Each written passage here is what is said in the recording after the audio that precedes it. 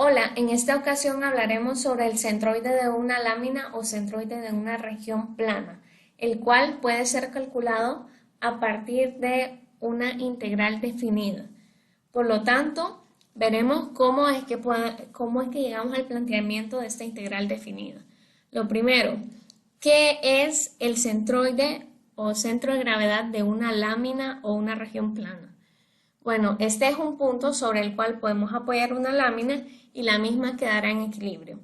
Aquí podemos visualizar una imagen tomada del libro El cálculo de Layton, en la cual tenemos esta región que está apoyada sobre este punto X barra, Y barra, que representa su centroide, y está reposando sobre un objeto, el cual tiene contacto con este punto, que es el centroide. La lámina no debería, en condiciones ideales, de balancearse o de caerse. Debería de estar estática y en equilibrio. Ahora, ¿cómo podemos calcular el centroide de una lámina o de un sistema? Bueno, para ello vamos a introducir algunas notaciones.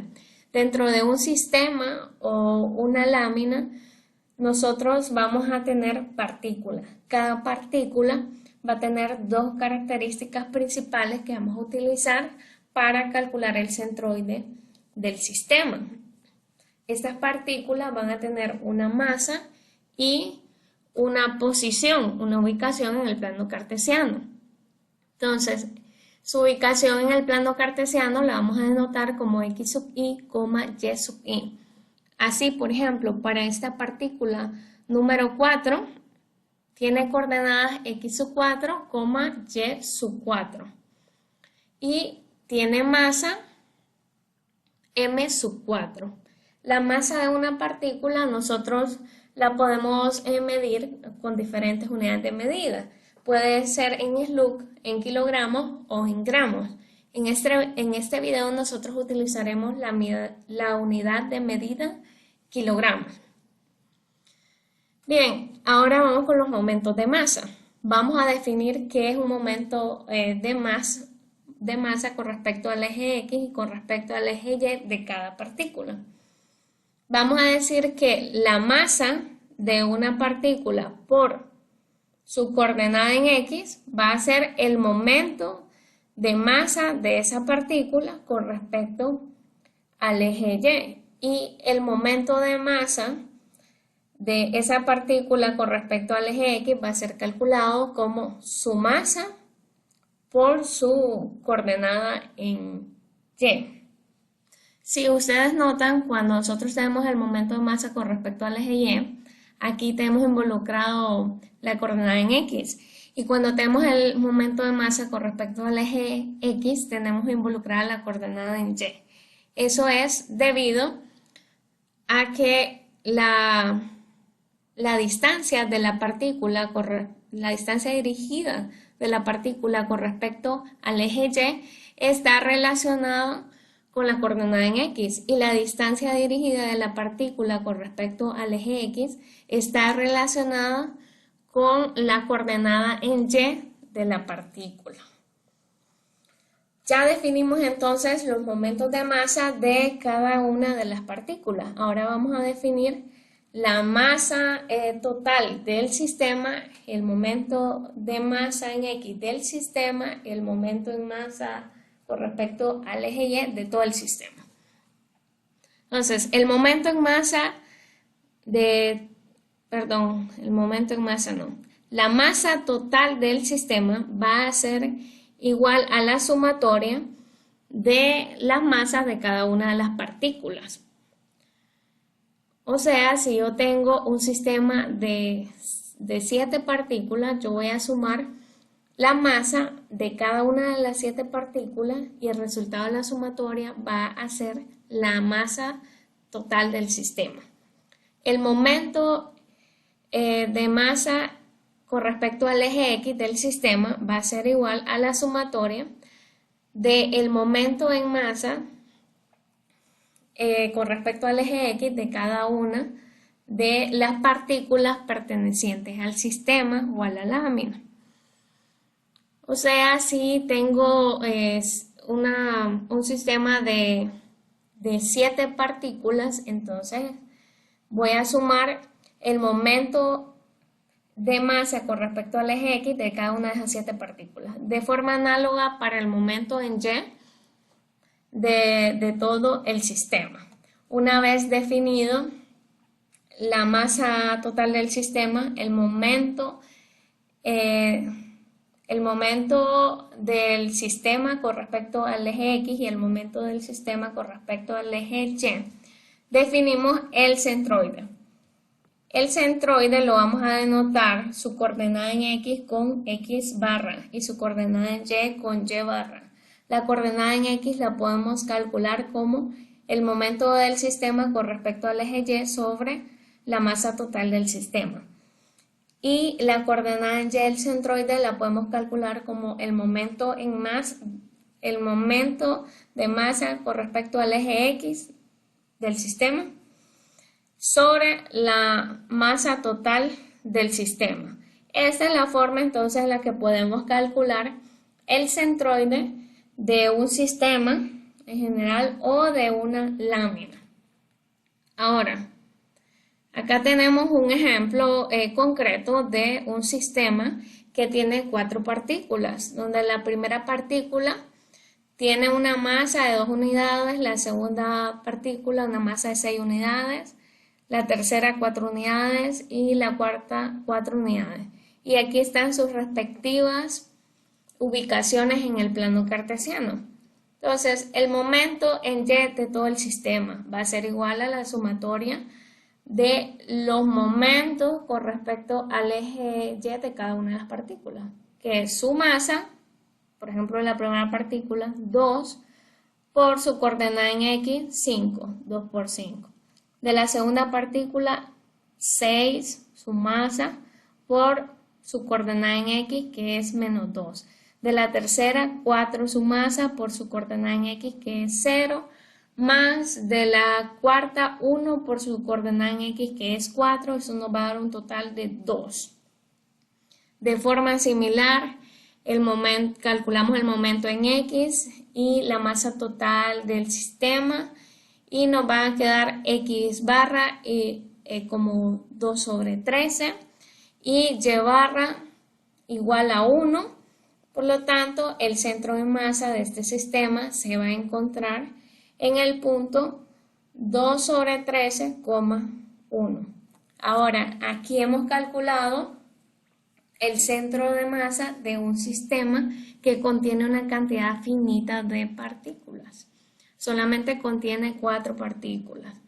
Entonces, ¿cómo calcularíamos el centro de masa de cualquier región plana que contenga una cantidad infinita de partículas y que éstas estén distribuidas de forma continua? A eso vamos aquí.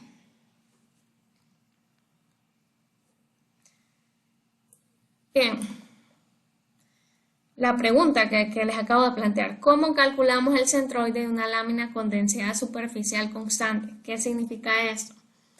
Significa que es, en este caso con la unidad de medida que estamos utilizando, que si yo corto 1 metro cuadrado de la esquina de mi lámina, esa va a tener una masa de 8 kilogramos, por decir algo. Y si la corto, ¿verdad? Si corto ese metro cuadrado del centro de mi lámina, entonces también debe de tener una masa de 8 kilogramos. O sea, de donde sea que yo recorte 1 metro cuadrado de mi lámina, debe de tener exactamente la misma masa. Eso significa que la lámina tenga una densidad superficial constante y con una cantidad infinita de partículas distribuidas de forma continua.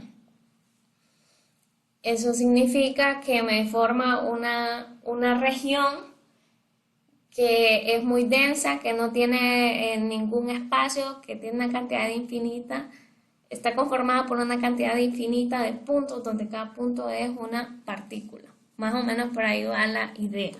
Entonces nosotros nos vamos a enfocar en calcular el centroide de una lámina o de una región plana que tenga esas características.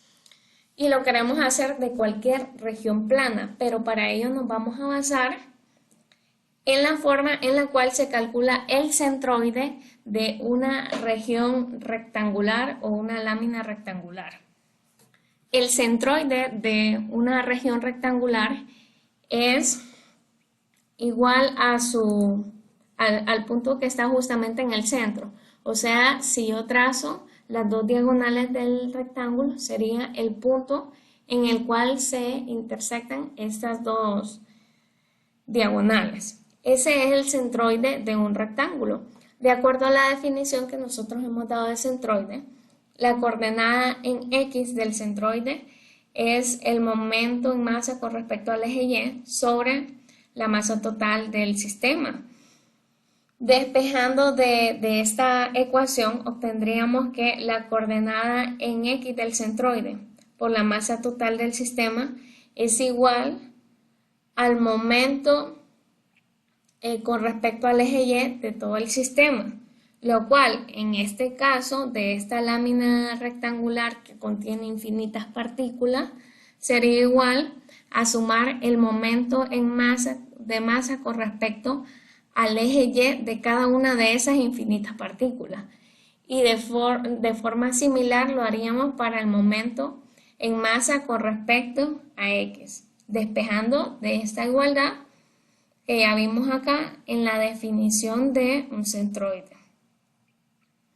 Tomando esta idea, entonces nosotros vamos a poder calcular el centroide de cualquier región plana. Vamos entonces a concretar la idea.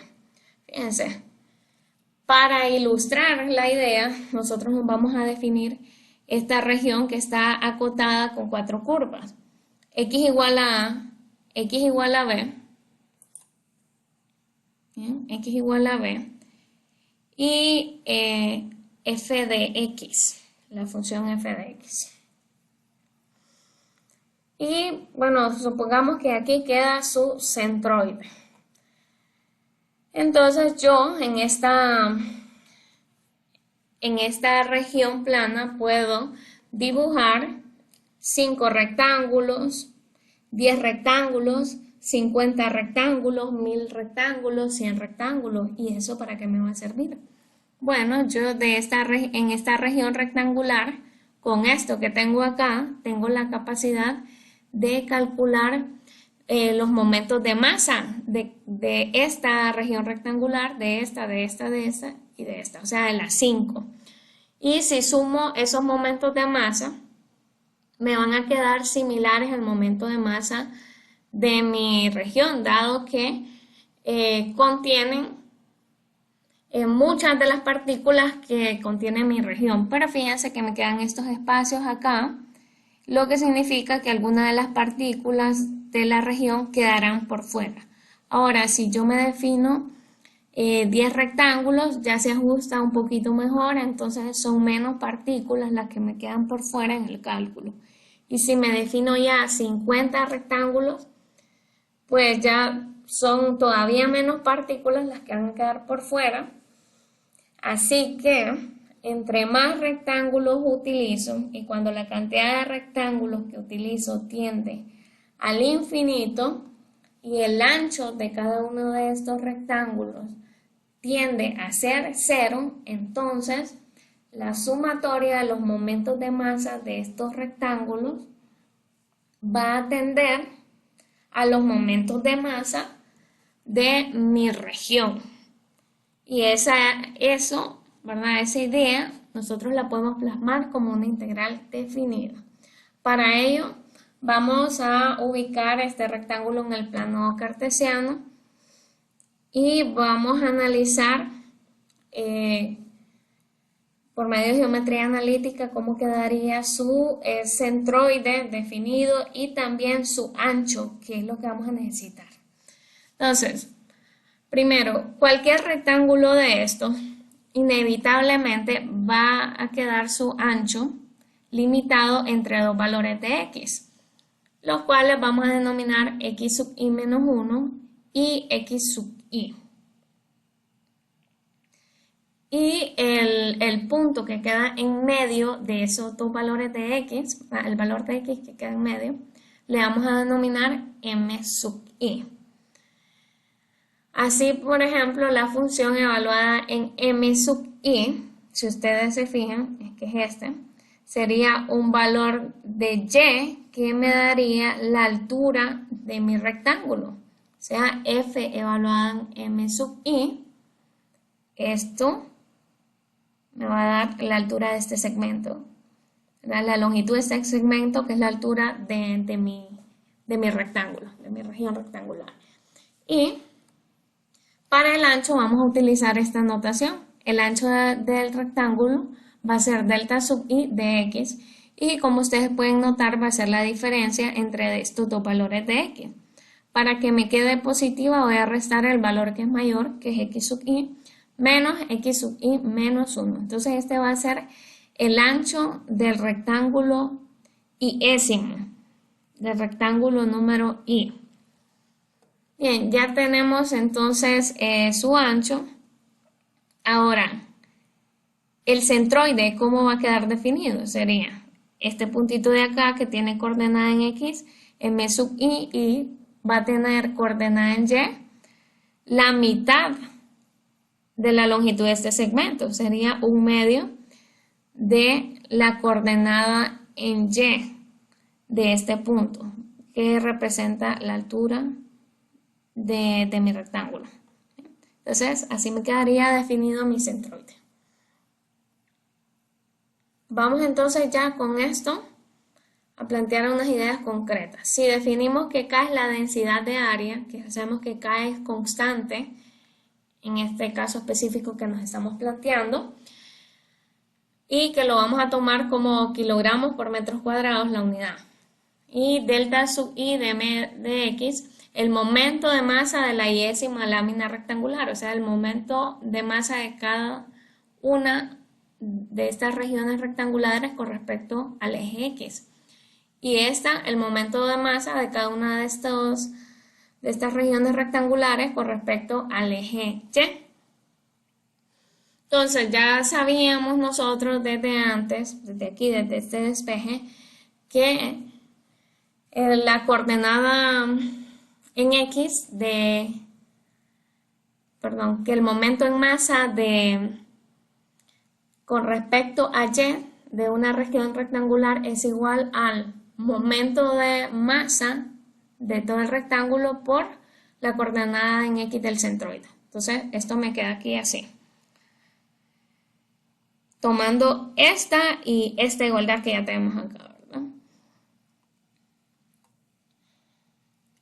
El momento en masa de la iésima lámina rectangular va a ser igual a la coordenada en y de su centroide por la masa total de esa lámina rectangular.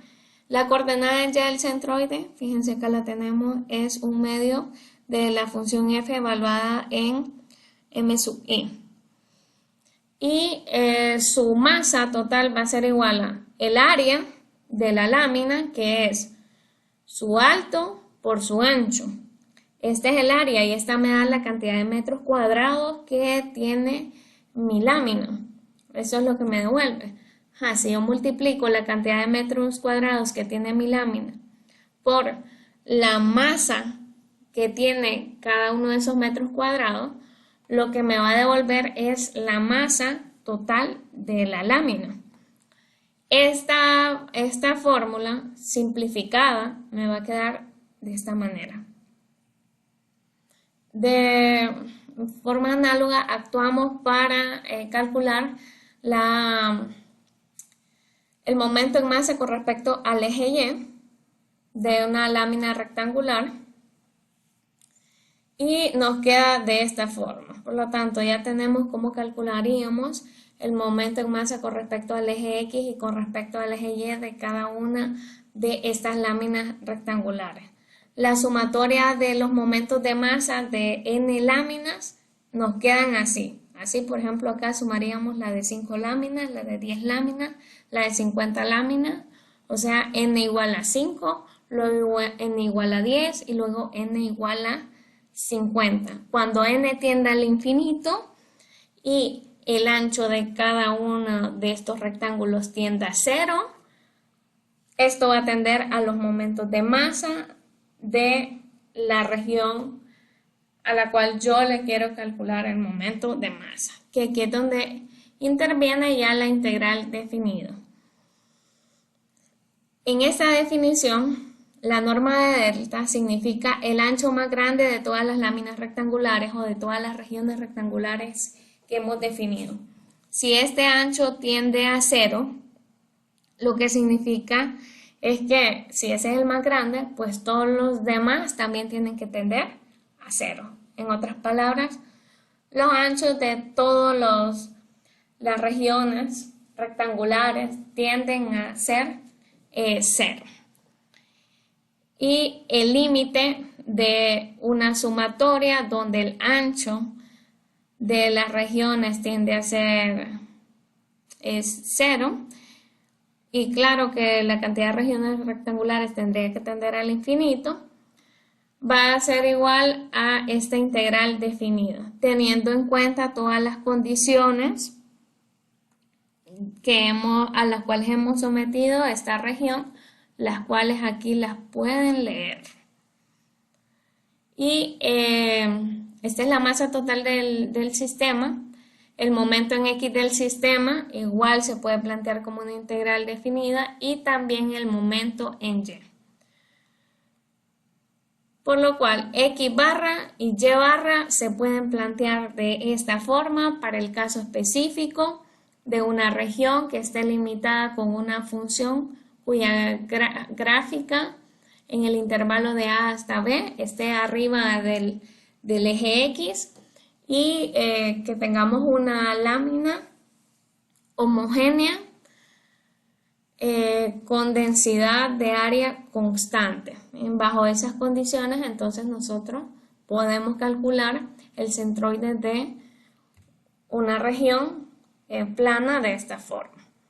Ahora, si sustituimos las integrales que van aquí, ustedes pueden notar que pues esta constante de densidad se nos va a cancelar y luego no va a aparecer, lo cual significa que en realidad el centroide de una región plana no depende tanto de su masa, sino que depende más de la forma de la región, ¿verdad? Cuando la región es homogénea.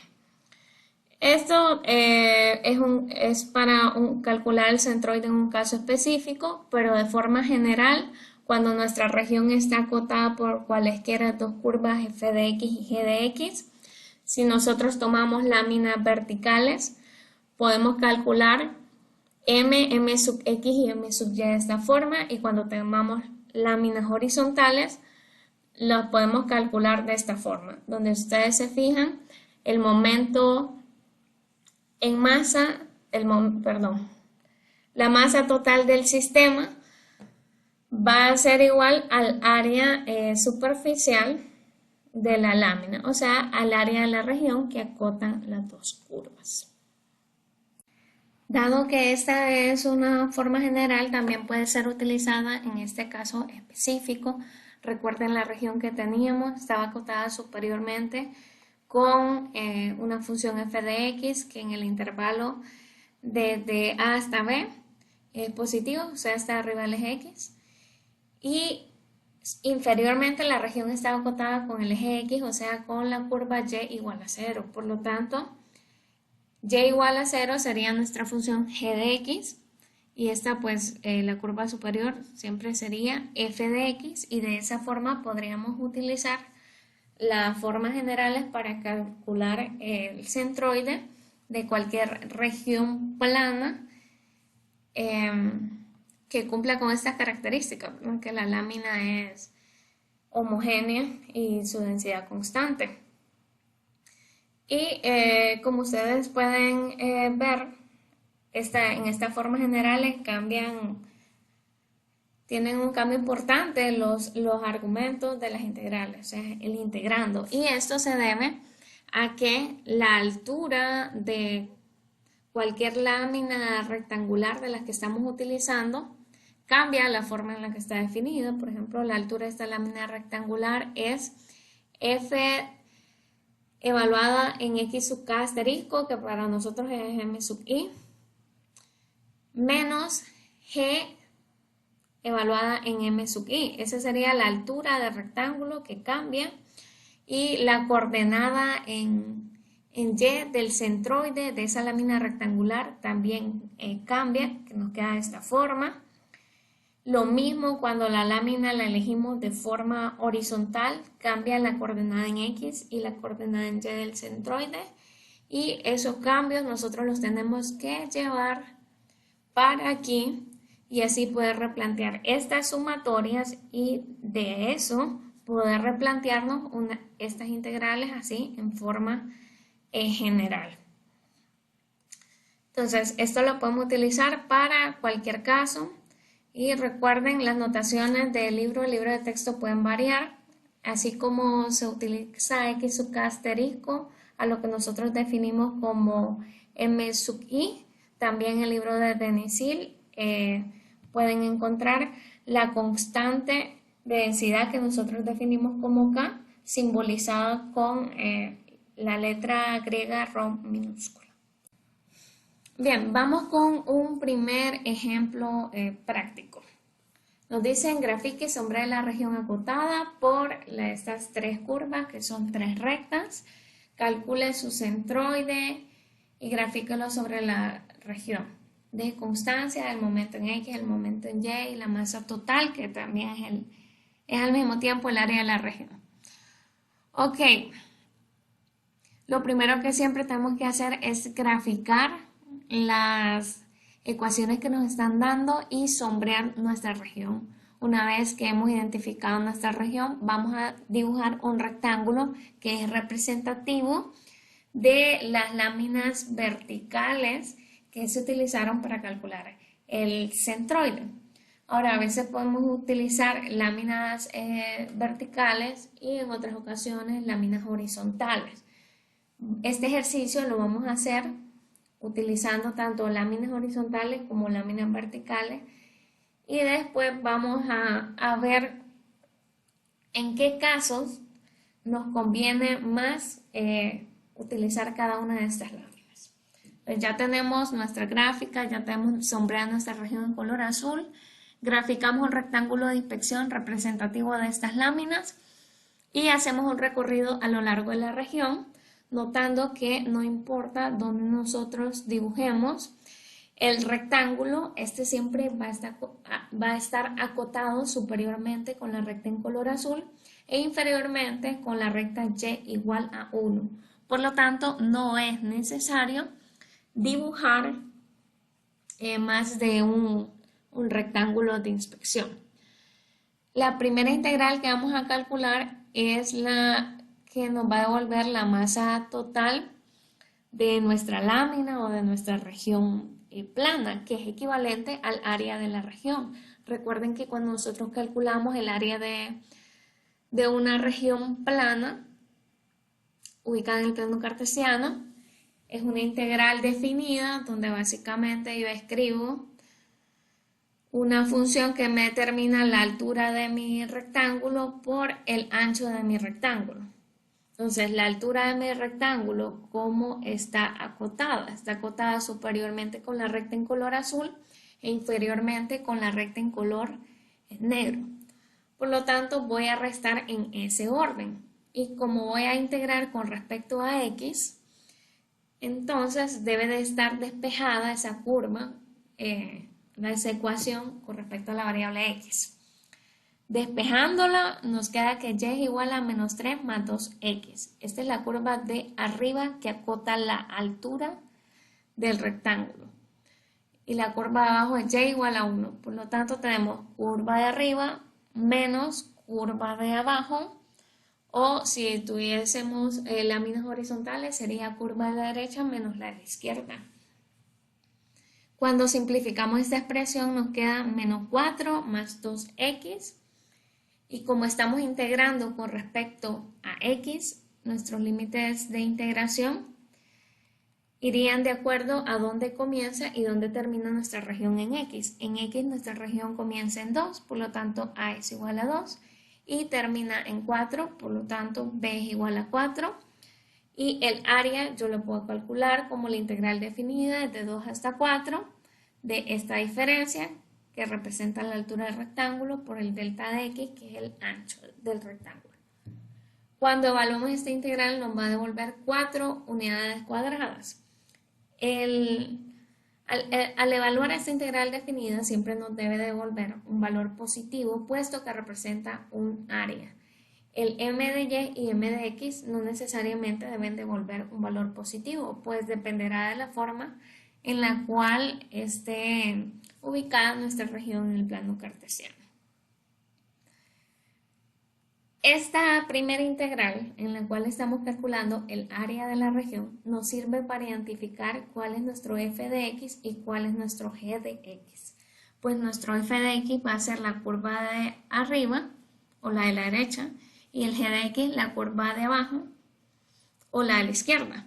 Y con eso nos vamos a ir para plantear el m sub x y el m sub y, puesto que f de x ya lo identificamos y g de x también.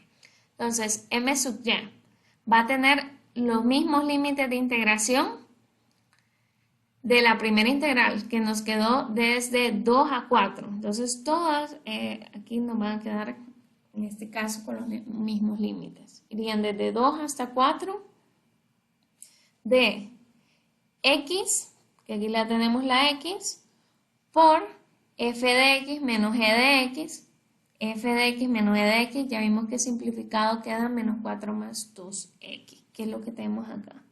Al evaluarla nos va a devolver 4 tercios.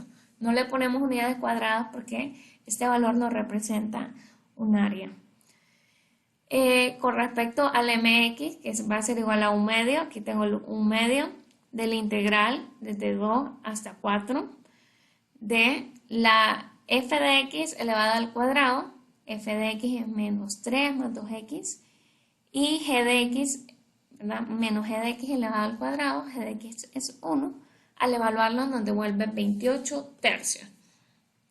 Utilizando la fórmula para calcular el centroide, que es el momento con respecto al eje X de la región sobre su masa total, que es equivalente al área de la región.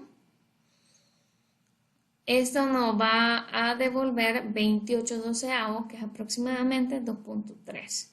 Y la coordenada en X del centroide nos va a devolver 3.3. Por lo tanto, nuestro centroide es 2.3, 3.3. Lo vamos a graficar aquí, más o menos. Nos dice que en X 3.3 y en Y 2.3, más o menos acá. ¿Bien? Ese sería nuestro centroide.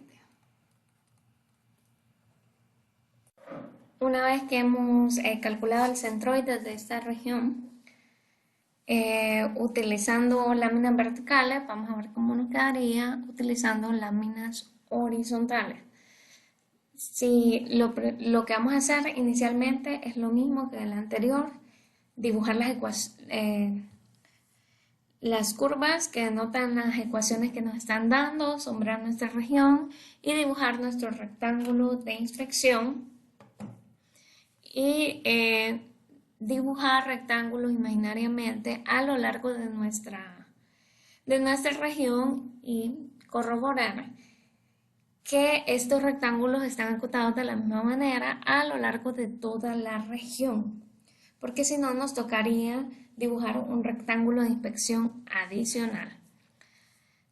Para calcular la integral que determina el área de la región, que es a su vez la masa total del sistema, nosotros planteamos una integral que tiene en su integrando el largo del rectángulo, una función que determina el largo de los rectángulos que estamos utilizando por su altura.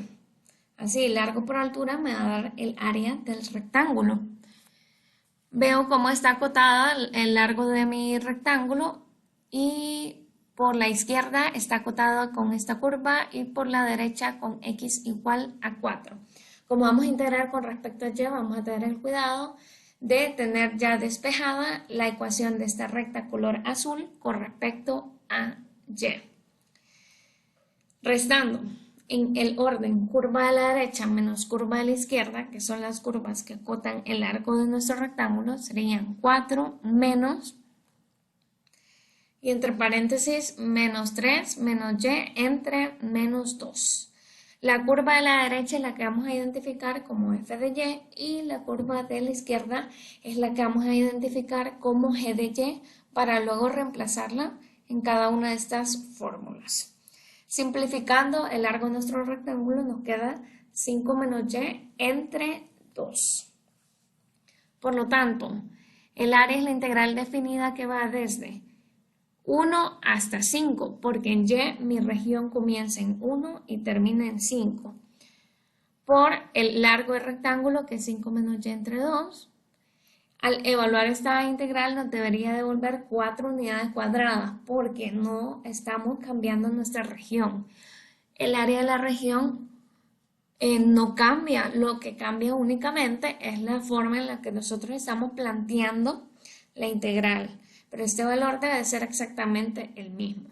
Luego mx, que es igual a y, acá tenemos el y, por f de y menos g de y, que aquí los tenemos ya simplificado, que es 5 menos y entre 2. Cuando evaluemos esta integral nos va a devolver 28 tercios, que es el mismo valor de m sub x que habíamos obtenido cuando integramos con respecto a x.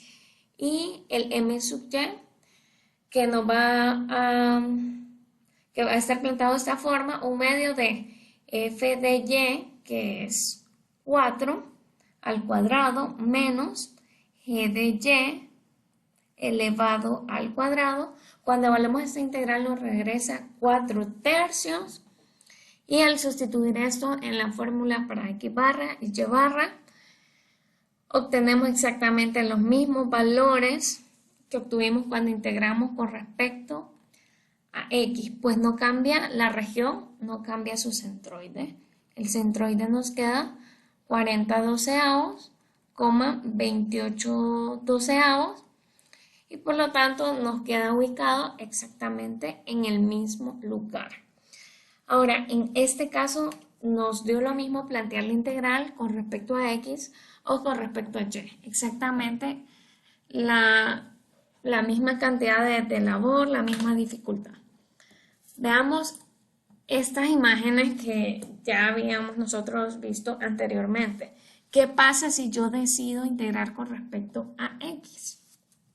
En esta integral, perdón, si decido integrar con respecto a y, en esta integral en la cual se está integrando con respecto a x. Fíjense que con respecto a x es un único rectángulo de inspección, pues no importa dónde yo lo dibuje, siempre su altura está acotada con la parábola superior y con la parábola inferior.